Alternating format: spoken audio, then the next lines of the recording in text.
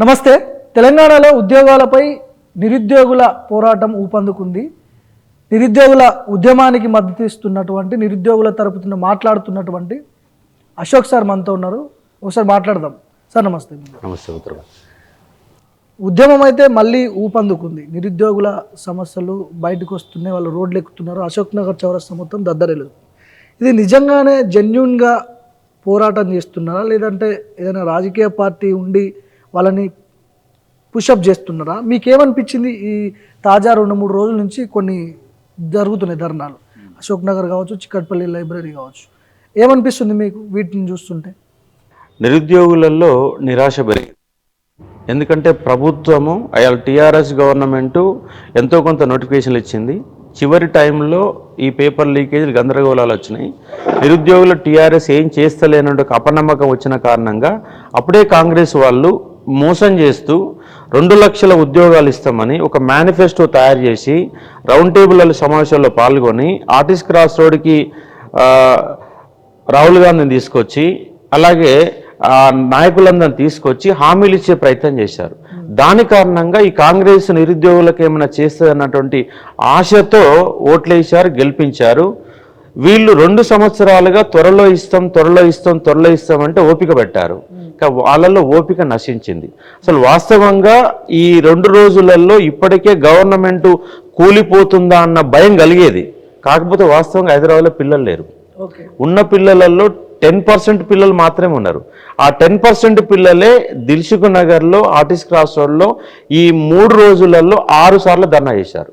మెరుపు ధర్నాలు. దాంట్లో ఎవ్వరు లేరు, ఓన్లీ పిల్లలే. ఎందుకంటే కనీసం నేను గైడ్ చేసే వ్యక్తిని కూడా నన్ను కూడా పాల్గొనకుండా నా ఇంటి దగ్గర 10 మంది పోలీసులను పెట్టి 4-5 రోజులుగా నన్ను దిగ్బంధం చేశారు. ఇప్పుడు కూడా మనం మాట్లాడుకున్నాం ఇందాక, ఎటు వెళ్తే అటే వస్తున్నారు వాళ్ళు, సివిల్ డ్రెస్ లో ఉన్నారు. నేను ఇంటికాడ ఉంటే ఇంటికాడ, ఇన్స్టిట్యూట్ కాడకు వస్తే ఇన్స్టిట్యూట్ కాడ మీ చుట్టూ తిరుగుతున్నా. నేను 2 నిమిషాలు నేను ఒక ఫోన్ కాల్ వచ్చి బయట కనపడకపోతే అశోక్ సార్ మిస్సింగ్ అని 30 మంది పోలీసులు ఒక్కసారి ఊరుకోవడం జరిగింది. అంటే ఇప్పుడు అశోక్ సారే బయటికి వెళ్ళినప్పుడు ఇంకా ప్రతిపక్షాలు వచ్చాడ మద్దతు ఇస్తే ఇంకా అంటే ఎవరి మద్దతు లేకుండా, ఏ పార్టీల మద్దతు లేకుండా ఇవి చెయ్యాలనే కాన్సెప్ట్ కాదు, ఆవేశంతో, నిరాశతో, నిస్పృహలతో రోడ్లు ఎక్కుతున్నారు. కానీ సంక్రాంతి పండుగ తర్వాత విద్యార్థులు కనుక హైదరాబాద్ కనుక వస్తే ఈ ప్రభుత్వం తట్టుకోలేవు. ఇప్పుడు మొదలైంది. ఇప్పుడు కొంతమంది ఏమంటారు అంటే బీఆర్ఎస్ పుషప్ చేస్తుంది వీళ్ళని. కొంతమంది ఎవరైతే నాయకులు మాట్లాడుతున్నారో, ధర్నాలలో కీలకంగా వ్యవహరిస్తున్నారో వాళ్ళని ఒక కవితనో, లేకపోతే ఒక కేటీఆర్, లేకపోతే ఒక హరీష్ రావు, వీళ్ళు పుషప్ చేస్తున్నారు. బ్యాక్ ఎండ్లో వీళ్ళే ఉన్నారు. అందుకే ఈ ఉద్యమం పొల్యూట్ అయిపోతుంది, జెన్యూనిటీ లేదని చెప్పి ఒక రకమైన చర్చ. దీన్ని ఎట్లా చూడాలి? అది వాళ్ళు అట్లా అనుకుంటున్నారు. అంటే ఎప్పుడైనా అధికార పక్షం ప్రతిపక్షాల పైన, ప్రతిపక్షం అధికార పక్షం పైన బురద జల్లడం కామన్. మరి అయ్యాల తెలంగాణ పబ్లిక్ సర్వీస్ ముట్టడప్పుడు ఏ కాంగ్రెస్ నాయకులు వచ్చారు? ఎవరు రాలే. నిరుద్యోగులే టీఎస్పీసీ ముట్టడి చేస్తే అయ్యాల టీఆర్ఎస్ గవర్నమెంట్ పక్కకు పోయి కాంగ్రెస్ గవర్నమెంట్ వచ్చింది. అంటే నిరుద్యోగులలో వాళ్ళంతలో వాళ్ళలో ఆవేశం పెళ్ళుబుక్కుతుంది.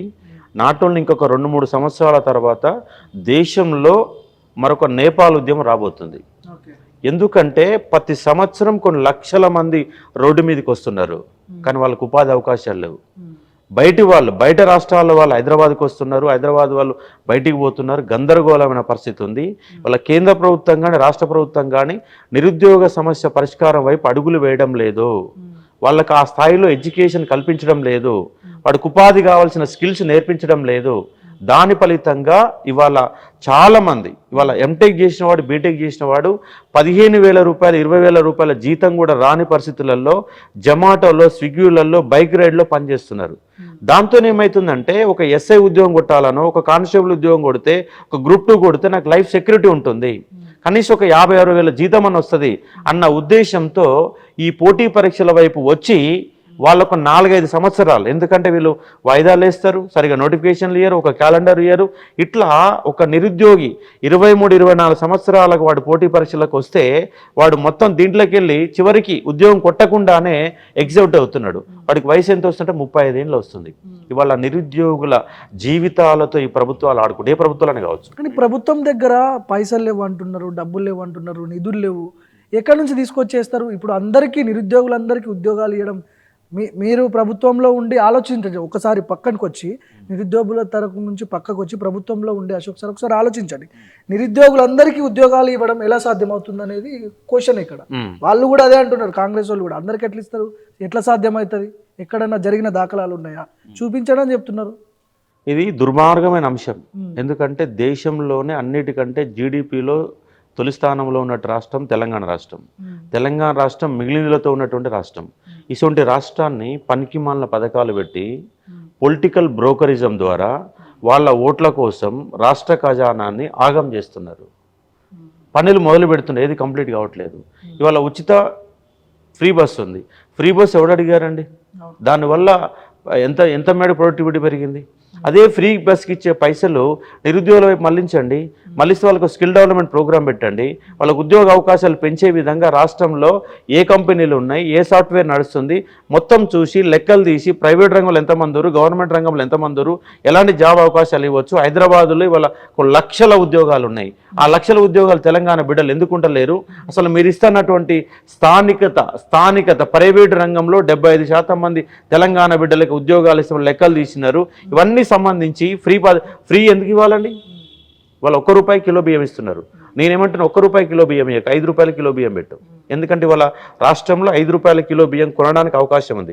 ఆ మిగిలిన ₹4 విద్యా వైద్యాన్ని ఖర్చు పెట్టు. అంటే ₹1 కి బియ్యం ఇస్తావు, ఛాయ్ తాగుతున్నావు రోడ్డు మీద, మినిమం చిన్న గింత కప్పులో ₹10 ఇస్తారు. చిన్న కప్పు ఛాయ్ తాగినట్టు కూడా అనిపించదు. అంటే ₹10 ఛాయ్ ఉన్నప్పుడు ₹1 కిలో బియ్యం ఉంటుంది. ఆ ₹1 కిలో బియ్యం కూడా ₹5 ఇవి. ఆ ₹4 విద్యా వైద్యాన్ని ఖర్చు పెట్టు. ఎందుకు రాదండి? ప్రజల్ని సోమరిపోతులను చేస్తుందా ప్రభుత్వం? సోమరిపోతులు అనట్లేను, ఉచితంగా ఒట్టిగా ఇవ్వకండి, దానికి కొంచెం వాల్యుబుల్ ఇవ్వండి. నిజంగా ఇవాళ రేషన్ కార్డులు ఉన్నాయి. రాష్ట్రంలో ఎన్ని రేషన్ కార్డులు ఉంటాయండి? ఎంతమంది నిరుపేదలు ఉన్నారు?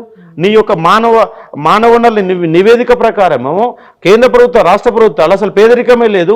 19% ఉంది, 18% లెక్కలు చెప్తారు. మళ్ళీ రాష్ట్రంలోనే 70% మంది, 80%, 90% మందికి రేషన్ కార్డులు ఉంటాయి. ఎటుపోతుంది పైసలు? ఇప్పుడు ఒక్కొక్క లెక్క చెప్తున్నారు. ముఖ్యమంత్రి ఏమో 60,000 ఉద్యోగాలు ఇచ్చినాం మేము వచ్చిన తర్వాత అని చెప్తారు. బల్మూరు వెంకట్ లేకపోతే గవర్నమెంట్లో ఉన్న వాళ్ళు, గతంలో నిరుద్యోగుల తరపున మాట్లాడిన వాళ్ళు 50,000 ఉద్యోగాలు అంటారు. అసలు ఏ లెక్క కరెక్ట్ ఇందులో? అసలు వాడికి లెక్కలు లేవు వాళ్ళ. వాళ్ళు నిజంగా ఉద్యోగాలు ఇచ్చుంటే లెక్కలు దొరికేది. అసలు ఉద్యోగాలు ఇవ్వలే కదా. వాళ్ళు ఇచ్చింది కరెక్ట్గా ఇచ్చిన ఉద్యోగాలు ఏంటంటే 5,089 ఉద్యోగాలు ఓన్లీ డిఎస్సిలో కలిపిరు. వాళ్ళు ఇచ్చిన నోటిఫికేషన్ కూడా కాదు, ఉన్న నోటిఫికేషన్కు కలిపిన ఉద్యోగాలు 5,089 ఉద్యోగాలు. రెండోది గ్రూప్ 1లో 60 పోస్టులు కలిపారు. 5,089 60 పోస్టులు కలిపితే ఎంత అవుతాయి? 5,150 పోస్టులు అవుతాయి. వాళ్ళు ఇచ్చిన ఉద్యోగాలు 5,150 ఉద్యోగాలు ఇచ్చారు. వాళ్ళు 5,150 ఉద్యోగాలు ఇచ్చి ఒక ఆయన 61,000 ఇచ్చినామని, ఇంకో ఆయన 70,000 ఇచ్చినామని, ఒక ఆయన 75,000 ఇచ్చినామని, ఇప్పుడు ఆల్రెడీ 40,000 ఉద్యోగాలు రెడీగా ఉన్నాయి, ఇస్తామని త్వరలో అని 40,000 ఉద్యోగాల ప్రకటన వచ్చి దాదాపుగా లాస్ట్ టైం ఫిబ్రవరిలో అసెంబ్లీలో బట్టి విక్రమార్క గారు ఒక జాబ్ క్యాలెండర్ అని చెప్పేసి ఒక ప్రకటన చేశారు. దాంతో ఎస్సీ రిజర్వేషన్ల పేరుతో మే జూన్ వరకు ఆపారు. మే జూన్ తర్వాత నోటిఫికేషన్ ఇవ్వచ్చు కదా. జూన్ నుంచి వాళ్ళకి ఒక నోటిఫికేషన్ లేదు.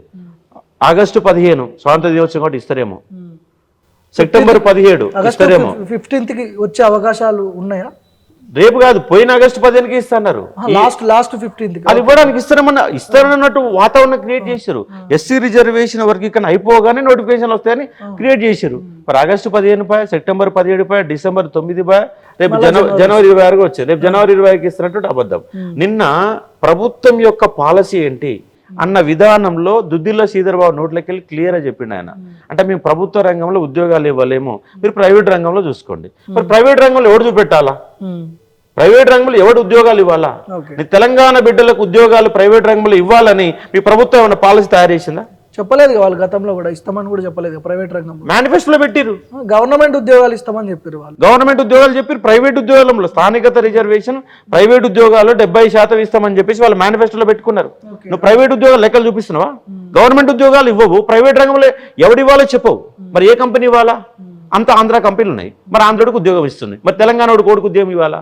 నువ్వు స్థానికత రిజర్వేషన్ పెట్టకపోతే ఏ విధంగా? తెలంగాణ నిరుద్యోగుల జీవితాలతో ప్రభుత్వాలు ఆటలాడుకుంటున్నాయి. దీనికి మీరు గనక ప్రణాళిక రచన చేయకపోతే మీ ప్రభుత్వాలే కూలిపోయే పరిస్థితి తీసుకొస్తాయి. గతంలో కేసీఆర్ రూలింగ్లో ఉన్నప్పుడు కూడా ఇదే ధర్నాలు జరిగిన అశోక్ నగర్లో పోలీసులు అట్లనే గుంజుకపోయారు, అట్లనే బట్టలు చింపి కొట్టిర్రు, తీసుకుపోయి వ్యానాలు వేసారు, కేసులు పెట్టారు మీలాంటి వాళ్ళ మీద కూడా. మార్పు ఏమైనా జరిగిందా ఆ ప్రభుత్వానికి ఈ ప్రభుత్వం? ఇంకా నిర్బంధం పెరిగింది, ఇంకా పెరిగింది, ఇంకా డబల్ పెరిగింది. అయింది. ఎందుకంటే ఎందుకంటే ఆల్రెడీ కేసీఆర్ ని రేవంత్ రెడ్డి చూసున్నాడు కాబట్టి. రేవంత్ అంత అడ్మినిస్ట్రేషన్ రానటువంటి ముఖ్యమంత్రి దేశంలో ఎవరు ఉండరండి. దేశంలో 31 మంది ముఖ్యమంత్రులు, సరే జమ్మూ కాశ్మీర్ ఇవాళ పక్కన పెట్టినా దేశంలో 28 రాష్ట్రాలకు ముఖ్యమంత్రులు ఉన్నారు, 2 కేంద్రపాలిత ప్రాంతాలు ముఖ్యమంత్రులు, 30 మంది ముఖ్యమంత్రులు ఉంటే అందరికంటే పనికిమాలిన ముఖ్యమంత్రి వాళ్ళంటే రేవంత్ రెడ్డి. ఎలాంటి అడ్మినిస్ట్రేషన్ తెలియదు, పొలిటికల్ బ్రోకరిజం చేస్తూ రియల్ ఎస్టేట్ వ్యాపారాన్ని గుప్పెట్లో పెట్టుకొని మరి వాళ్ళకి పైసలు వస్తున్నాయి కదా. ఏ రాజకీయ నాయకుడి దగ్గర డబ్బులు తక్కువనే 100 కోట్ల రూపాయలు ఉంటున్నాయి. ఒక పొలిటీషియన్ 100 కోట్ల రూపాయలు ఉన్నాయి, వాళ్ళకు మద్దతు తెలుపుతున్నట్టు ఐఏఎస్ ఆఫీసర్ల దగ్గర, ఐపీఎస్ ఆఫీసర్ దగ్గర డబ్బులు ఉంటున్నాయి. ఈ 2 వర్గాలు రాష్ట్రాన్ని మొత్తం కుళ్ళబడుస్తున్నాయి. ఇవాళ ఒక ఇంటర్మీడియట్ అయినటువంటి రేవంత్ రెడ్డి ఆయన డిగ్రీ సగం చదవాల, మనం చదివింది 12 వరకే, ఆయన రెగ్యులర్ బడి పోయి చదువుకుని ఇంటర్మీడియట్ డిగ్రీ కూడా కంప్లీట్ చేయాలి, డిగ్రీ కూడా కంప్లీట్ చేయాలి. ఉంటే సర్టిఫికేట్ ఉండొచ్చు, నేను పూర్తి చేశానంటే సర్టిఫికేట్ తెచ్చుకుంటే ఉండవచ్చు. కానీ అలాంటి యొక్క వ్యక్తికి ఇవాళ ఐఏఎస్ ఆఫీసర్లు, ఐపీఎస్ ఆఫీసర్లు సలహాలు సూచనలు ఇస్తున్నారు. ఇవాళ రేవంత్ రెడ్డి 2 లక్షల ఉద్యోగాలు ఇస్తాం, అమలు చేస్తామని చెప్పి ఒక్క ఉద్యోగం ఇవ్వకపోతే ఇవాళ పోలీసులు బందోబస్తు మొత్తం రేవంత్ రెడ్డి సపోర్ట్ చేసినట్టే కదా. ఇవాళ దిల్సుఖ్ నగర్ లో నిన్న జల్లెడ పెట్టారు, స్టడీ హాల్ హాస్టల్ మొత్తం ఒక 300-400 మంది పోలీసులు మొత్తం రౌండ్ వేశారు. నేను ఆర్టీసీ క్రాస్ రోడ్లో రాత్రి 10 గంటలకు ధర్నా చేసిన పిల్లలు 30 మంది ఉంటే పోలీసులు 200 మంది ఉన్నారు. అంటే పోలీసులు ఏం చేస్తున్నారు అంటే ప్రభుత్వాలకు కొమ్ము గాయడమే కదా. అంటే నిరుద్యోగ సమస్య పరిష్కారం కోసం నిరుద్యోగులు కొట్లాడుతుంటే పోలీసులు బందోబస్తు పెట్టి ఆ ఉద్యమాన్ని అణిచివేసిన కారణంగా సమస్య పరిష్కారం అయిద్దా? వాళ్ళకు ఒక పరిష్కారం, ఒక 500 మంది ధర్నా చేస్తారు, వాళ్ళు ఎటుపోకుండా, వాళ్ళు ఎలాంటి అసాంఘిక శక్తుల్లో పాల్పడకుండా వాళ్ళ ధర్నా చేసుకోవడానికి 3 గంటలు టైం ఇవ్వండి. వాళ్ళ బాధ చెప్తే ప్రభుత్వం దృష్టికి పోతుంది, పరిష్కార మార్గం వస్తుంది. నువ్వు ఆడ విద్యార్థులు రాకముందే పోలీసులు వచ్చి గుంజుకొని వాళ్ళ లారీలు ఎక్కేసి జీపులలో ఎక్కించి పోలీసులు వేసేసి ఈ పోలీసులను పెట్టి ఆ పోలీసులను పెట్టి మన అరెస్ట్ చేస్తే, పిల్లలు అరెస్ట్ చేస్తే చిక్కడపల్లి నుంచి నాంపల్లి నుంచి దోమలగూడకి, దోమలగూడ నుంచి మళ్ళీ చిక్కడపల్లికి ఒక్కొక్క విద్యార్థి 4 పోలీసులు చుట్టి తిప్పారు. మరి ఎందుకు పోలీసులు ఇంత నిర్బంధం చేస్తున్నారు? ఒక పనికిమాలిన ముఖ్యమంత్రికి నేను ఇదే మాట చెప్తున్నా, ఒక పనికిమాలిన రేవంత్ రెడ్డి అనే ముఖ్యమంత్రికి పోలీసులు కొమ్ము కాసి ఈ రాష్ట్రం యొక్క వ్యవస్థని మొత్తం సర్వనాశనం చేస్తున్నారు. విద్యార్థుల భవిష్యత్తు రేవంత్ రెడ్డి ఎంత ఆగం చేస్తుండో అంతకు మించి ఈ పోలీస్ అధికారులు ఇంకా నాశనం చేయడానికి కారణమవుతారు. నిరుద్యోగులకు టైం ఇవ్వండి, ధర్నా చేస్తారు. ఏం ఎడిపోతున్న నిరుద్యోగులు రోడ్డు మీద ధర్నా చేసినప్పుడు మీరు శాంతి పక్కన నుండి సహకరిస్తే వాళ్ళ సమస్య ప్రభుత్వాన్ని పోతుంది. ఉద్యోగాలు ఇవ్వకపోతే చాలా కష్టమవుతుంది. ఇవ్వాల్సినటువంటి ఇంటెలిజెన్స్ ఇంటెలిజెన్స్ ఏం పీక్తుంది ఇంటెలిజెన్స్? వాళ్ళ నిరుద్యోగుల గురించి 2 సంవత్సరాల నుంచి మీరు ఇచ్చిన 5,150 ఉద్యోగాలు ఇచ్చేసి ఇవాళ 60,000 ఇచ్చిన 70,000 ఇస్తే అంటే మీరు కళ్ళల్లో ఏం పెట్టుకున్నారు? ఆఫీసర్లు ఏం కళ్ళల్లో ఏం పెట్టుకుంటున్నారు? ఏం పరిపాలన చేస్తున్నారు? రాష్ట్రంలో ఏం జరుగుతుంది? 2 లక్షల ఉద్యోగాలు ఇవ్వలేరు. మరి ప్రైవేట్ రంగంలో ఇప్పియండి, నిజంగా స్థానిక రిజర్వేషన్ ఇంప్లిమెంట్ చేయండి. వాడు చదువు రాకపోతే చదువు నేర్పియండి. వాడు స్కిల్ డెవలప్మెంట్ లేదు, స్కిల్ నేర్పియండి. వాళ్ళ బీటెక్ ఎంటెక్ చేసిన వాడికి పర్సంటేజ్ చూస్తే 80% పర్సంటేజ్ ఉంటుంది. కానీ బయటికి వెళ్తే 10 కనీసం ఒక లెటర్ కూడా ఇంగ్లీష్లో స్వయంగా రాయలేడు, కరెక్ట్గా ½ అన్ అవర్ ఇంగ్లీష్లో మాట్లాడలేడు. ఇలాంటి పరిస్థితుల్లో వాడికి ఉద్యోగం ఎవరిస్తారు? 10 ఉమ్మడి జిల్లాలలో స్కిల్ డెవలప్మెంట్ ప్రోగ్రామ్ ఎమ్మడే స్టార్ట్ చేయండి. 1,00,000 కోట్లు ఖర్చు పెడుతుంది వాళ్ళ రైతుల కోసం. రైతు బంధు కావచ్చు, రుణమాఫీ కావచ్చు, ఫ్రీ కరెంటు కావచ్చు, విత్తనాలు కావచ్చు, ఎరువుల సబ్సిడీ కావచ్చు, 1,00,000 కోట్లు ఖర్చు పెడుతున్నారు. 1,00,000 కోట్లు ఖర్చు పెడుతున్నటువంటి ఈ వ్యవసాయ రంగాన్ని మళ్ళీ డెవలప్ చేస్తారు. వ్యవసాయ రంగాన్ని డెవలప్ ఇట్లా పలహారులాగా పంచిపెట్టకు, రీసెర్చ్ చేయి, అగ్రికల్చర్ రీసెర్చ్ చేసి తక్కువ నీటి వడితో ఎక్కువ ఉత్పత్తి చేసే విధంగా చేయండి. కొత్త వంగడాలు అనుకోండి. తెలంగాణలో విత్తన భాండాగారం, దానికోసం విత్తనాలు తయారు చేసే విధంగా తయారు చేయండి. ఇవన్నీ ఏది చేయరు, పంచాలా, ఓట్ల కోసం పైసలు పంచాలా. రేపు స్థానిక సంస్థ ఎన్నికలు వస్తే ఎన్నికల ముందు రైతు బంధు ఇవ్వాలి, డబ్బులు తీసుకోవాలి. ఇయర్ ఎన్నికలు వస్తాయి, ఎమ్మెల్యే ఎంపీ ఎన్నికలు వస్తే డబ్బులు పంచాలి, ఓట్లు వేయించుకోవాలి. అంటే మీ ఓట్ల రాజకీయం తప్ప అభివృద్ధి రాజకీయం ఏది? ఇప్పుడు మిమ్మల్ని బయటికి వెళ్ళనిస్తురా వాళ్ళ దగ్గర? ముందుగా నా దగ్గర బయటికి వెళ్ళే పరిస్థితి లేదు. గతంలో ప్రెస్ క్లబ్ లో అక్కడక్కడ ప్రెస్ మీట్లు పెట్టి జర వాళ్ళతో మద్దతుగా మాట్లాడేది. ఇప్పుడు ఆ ఛాన్స్ లేకుండా చేస్తున్నారు ఇలా, అంటే బయటికి వెళ్ళనివ్వట్లేదు. ఇప్పుడు అశోక్ సార్, ఇప్పుడు నిరుద్యోగుల తరపున గట్టిగా నిలబడేది, కొట్లాడేది అశోక్ సార్ అన్న అంశం రాష్ట్ర వ్యాప్తం తెలుసు, పోలీసులు తెలుసు. ఈయన ఒక్కరిని కంట్రోల్ చేస్తే ఆగుద్ది అనుకుంటారు. కానీ అశోక్ సార్ని కంట్రోల్ చేసినా, ఎవరిని కంట్రోల్ చేసినా ఉద్యమం ఆగదు. నిన్న మన జరిగిన ట్రైలర్స్ మాత్రమే, సినిమా ముందు ఉంటుంది. ఈ 2026 సంవత్సరం కనుక మీరు కనుక నోటిఫికేషన్ల ప్రక్రియ మొదలు పెట్టకపోతే వాళ్ళు ఏమనుకుంటారు అంటే ఏదో ఒక నోటిఫికేషన్ ఇచ్చి బుజ్జగిద్దాం అనుకుంటున్నారు. ఎస్ఐ కానిస్టేబుల్ నోటిఫికేషన్ ఇస్తే తర్వాత గ్రూప్ 2 వాడు పంచాయతీ పెడతాడు. గ్రూప్ 2 వాడు నోటిఫికేషన్ ఇచ్చిన తర్వాత పవర్ సెక్టర్ వాళ్ళు మాకు ఎందుకు ఉద్యోగాలు ఇస్తారని పవర్ సెక్టర్ వాళ్ళు ఇస్తారు. వాళ్ళకి వచ్చిన నోటిఫికేషన్ వస్తే డిఎస్సి మెగా డిఎస్సి వేస్తామని చెప్పి ఎందుకు వేయట్లేనని డిఎస్సి వాళ్ళు వస్తారు. అలాగే పీఈటీ వాళ్ళు ఇంతవరకు ఏ స్కూళ్ళల్లో పీఈటీ ఉద్యోగాలు నింపట్లేని పీఈటీ వాళ్ళు వస్తారు. ఇట్లా ప్రతి డిపార్ట్మెంట్ రేపు రోడ్డు ఎక్కనుంది. అందరినీ సాటిస్ఫై చేయడం కష్టం కదా మరి ప్రభుత్వం. ఇప్పుడు ఎంతో కొంత ఉద్యోగాలు ఇప్పుడు మీరు ఇస్తాను ఎందుకు ఇచ్చారు మరి? ఏ సోయి లేకుండా ఏం తెలియకుండా పీకనికి ఇచ్చిండ్రా మరి? ఏం పీకనికి ఇచ్చి మీరు నోటిఫికేషన్ ఇచ్చారు? 2 లక్షల ఉద్యోగాలు ఇస్తామని చెప్పి మీరు ఎందుకు ఫేజ్ 1 ఫేజ్ 2 ఉద్యోగాల లెక్కలు సంఖ్యలు మొత్తం ఏ విధంగా ఇచ్చారు మరి? నీకు ఏ సోయి లేకుండా ఇచ్చినవా? మళ్ళా వచ్చిన తర్వాత మొన్న సిఎస్ ఆధ్వర్యంలో కమిటీ ఏర్పాటు చేసి ఆ కమిటీలో రాష్ట్రంలో ఉద్యోగాల లెక్కలు తీస్తాం. ఎప్పుడు లెక్కలు తీయాలా? నువ్వు ఎప్పుడు ఇవ్వాలి? ఏంది ఇవ్వాలా? అంటే తమాషాలా మీకు ఏమన్నా? అధికారం మీకు కట్టబెట్టింది మీరు ఎంజాయ్ చేయడం కోసం. ఓడిఎం థియేటర్కు రావడానికి ముఖ్యమంత్రికి సోయి ఉంటుంది. ఎవడో ప్రైవేటు వాడు 100 కోట్ల రూపాయలు ఉన్నవాడు ఓడిఎం థియేటర్ కట్టుకుంటే వాడు ప్రారంభోత్సవానికి వస్తావు. పక్కనే ఉన్న సిటీ సెంటర్ లైబ్రరీకి ఎందుకు రావు?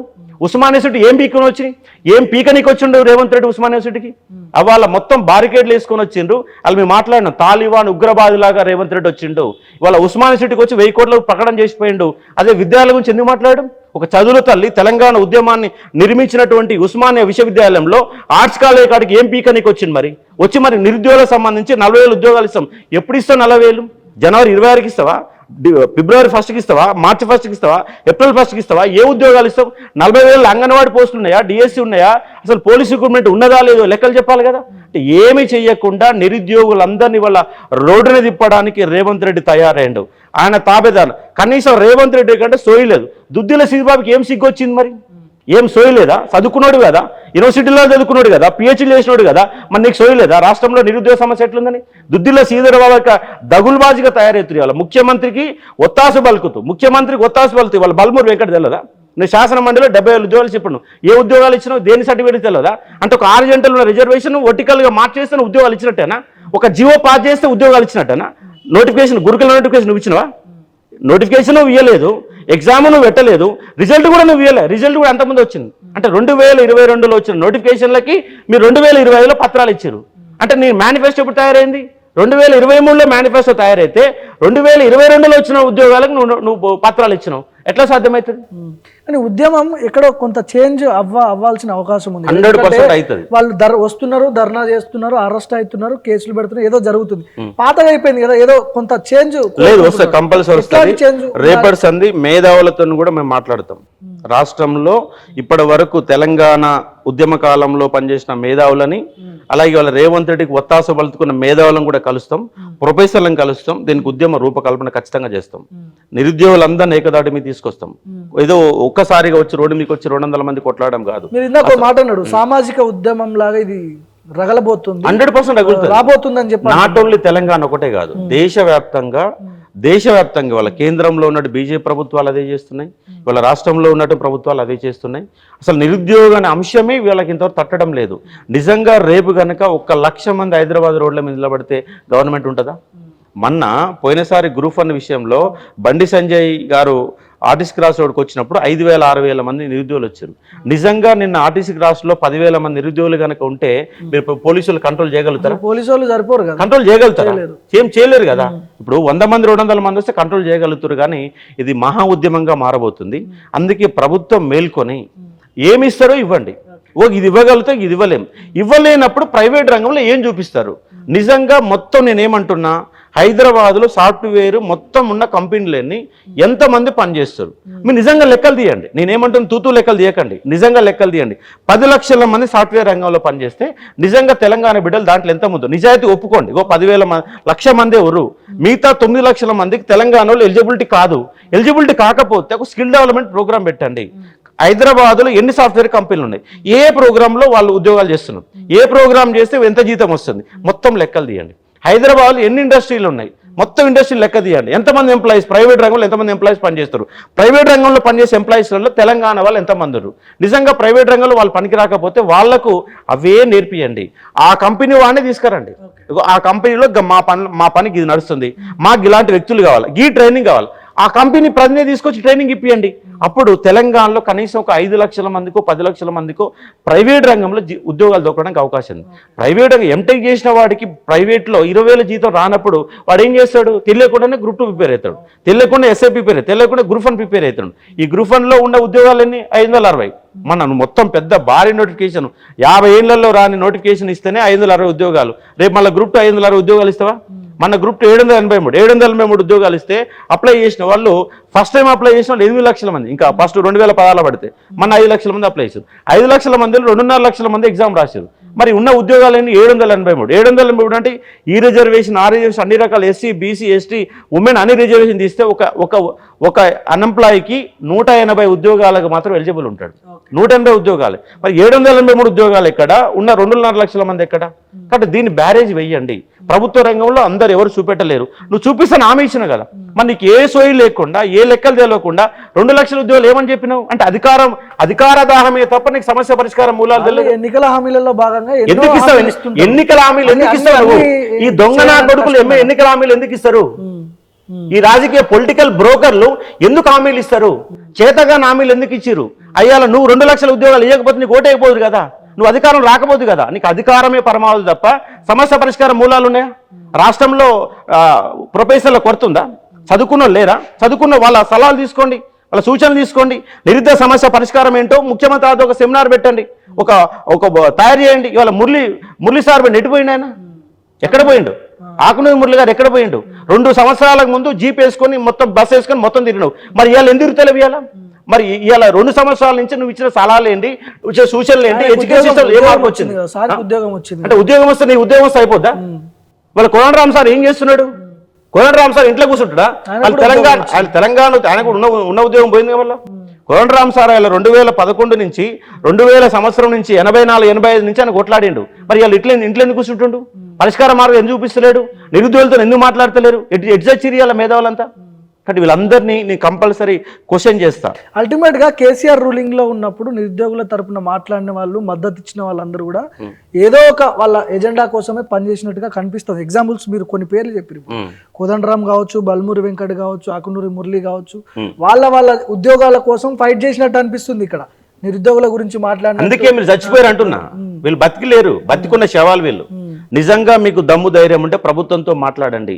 నిరుద్యోగ సమస్య పరిష్కారం, ప్రభుత్వ ఉద్యోగాల పరిష్కారం నేను అనట్లేను.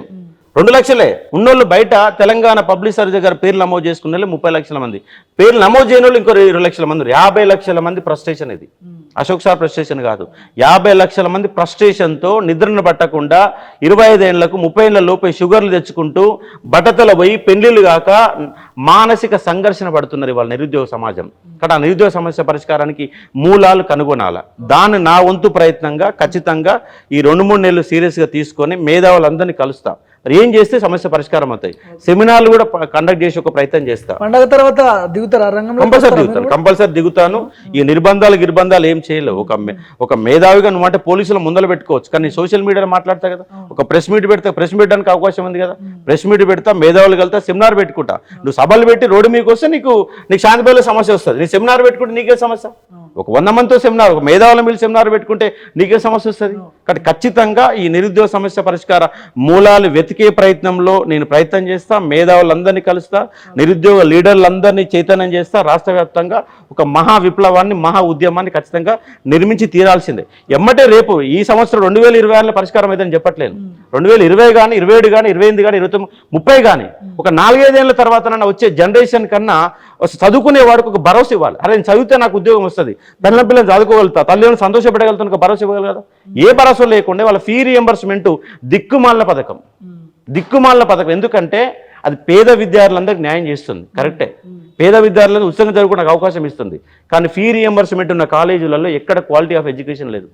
ఎందుకంటే కేవలం వాళ్ళు చాలా మంది ఇవాళ రాష్ట్రంలో ఉన్నటువంటి ఇంజనీరింగ్ కాలేజీల మేధావులంతా వాళ్ళ ప్రైవేటు యూనివర్సిటీలు పెట్టుకున్న వాళ్ళంతా ఈ దొబ్బిన సొమ్మే, ఈ ఫీ రియంబర్స్మెంట్తో దొబ్బిన సొమ్ముతోనే ప్రైవేట్ యూనివర్సిటీలు పెట్టుకున్నారు. కానీ వాళ్ళు ప్రైవేట్ రంగంలో ఉద్యోగాలు సృష్టించే విధంగా వాళ్ళు ఎడ్యుకేషన్ ఇవ్వడం లేదు, క్వాలిటీ ఇవ్వడం లేదు. పేరు చూస్తే 80% పర్సంటేజ్లు ఉంటాయి, వాడికి ఏమి రానొక పరిస్థితి, వాళ్ళది రోడ్ల మీద దోలుతున్నారు, వాళ్ళు 15,000 20,000 రానొక జీతం రాని పరిస్థితుల్లో ఉన్నది. కాబట్టి పరిష్కార మూలాలు ఖచ్చితంగా కనుగొనాల్సిందే, యుద్ధం చేయాల్సిందే. మీలాంటి వాళ్ళు కూడా నేనేమంటున్నా మీడియా కూడా నేను అంటే రిక్వెస్ట్ చేసేది ఏంటంటే, మీరు అన్నో పనికి పొలిటికల్ లీజర్కి ఓడుకో ఎస్ఐకి ఇంకో అమ్మాయికి అక్రమ సంబంధం ఉంటే దాని పొద్దుకులు లైవ్ నడిపిస్తున్నారు వ్యూస్ కోసం. అది కాదు కదా, ఆడ అక్రమ సంబంధం ఉంటే సమాజానికి వచ్చే నష్టం ఏంటి నీకు? ఇప్పుడు ఒక పోలీసు అధికారికి కోమరెడ్డి వెంకరెడ్డికి ఇంకో కలెక్టర్కి ఏదో అక్రమ సంబంధాన్ని లొల్లి పెట్టిను, అది దానివల్ల నీకేమన్నా సమాజానికి ఏమైనా వస్తుందా? రావట్లేదు కదా. ప్రతిపక్షాలకు వస్తుంది కదా, వాళ్ళు అంటే రాజకీయంగా వాడుకోవడమే తప్ప నిజంగా సమాజానికి ఉపయోగపడుతుంది అంట. సమాజానికి ఉపయోగపడేది కదా. కానీ సమాజానికి ఉపయోగపడే వార్తలు రాయండి, మీ వ్యూస్ కోసం కాదు, అత్యాచారాల మీద కాదు. వాడు భార్య భర్తను చంపిండన్న వార్తని ఒక వారం రోజుల పాటు ఒక టీవీలలో ఇట్లా జరిగింది అట్లా జరిగింది, ఏడు దునికిండు ఆడ దునికిండు, ఆడంగొచ్చిండు, ఎందుకు ఎవడికి ఉపయోగం అసలు వార్తలల్లా? కానీ దయచేసి సమాజానికి అక్కడికి వచ్చే నిజమైన జర్నలిజం చేయండి, జర్నలిజం చేసి ఉపయోగపడు. ఇంకోటి ఏంటంటే, ఈ విద్యార్థులకు మీడియా వాళ్ళు మొత్తం రిక్వెస్ట్ చేసి అంటే సహకరించండి, వాళ్ళ దగ్గర డబ్బులు ఉండవు, పైసలు ఇవ్వలేరు. కాబట్టి కనీసం వీటికన్నా ఎలాంటి అమౌంట్ కాదు ఎక్కడ కూడా ఏం అడగకుండా దాన్ని ముందు తీసుకో ప్రయత్నం చేయండి. సమాజాన్ని బాగుపడడం నీకు సంతోషాన్ని వెళ్ళడానికి అవకాశం ఉంది. కాబట్టి మీడియాకి ఈ నిరుద్యోగ సమస్య పైన కొంచెం దృష్టి సారించి పరిష్కార మూలాలు వెతకాలని చెప్పేసి రిక్వెస్ట్ చేస్తా ఉన్నాను. రైట్. సో ఇది మరో ఉద్యమంగా మారబోతుందని చెప్తున్నారు, సామాజిక ఉద్యమంగా మారబోతుంది. ఫెస్టివల్ కాబట్టి ఒక 10% విద్యార్థులు మాత్రమే హైదరాబాద్లో ఉన్నారు, తర్వాత తీవ్ర రూపం దాల్చబోతుంది. ఖచ్చితంగా నా మద్దతు నిరుద్యోగుల తరపున ఉంటుంది అని చెప్పి అశోక్ సార్ మాట్లాడుతున్నారు. చూద్దాం ప్రభుత్వం నుంచి ఎట్లాంటి రియాక్షన్ ఉండబోతుందో.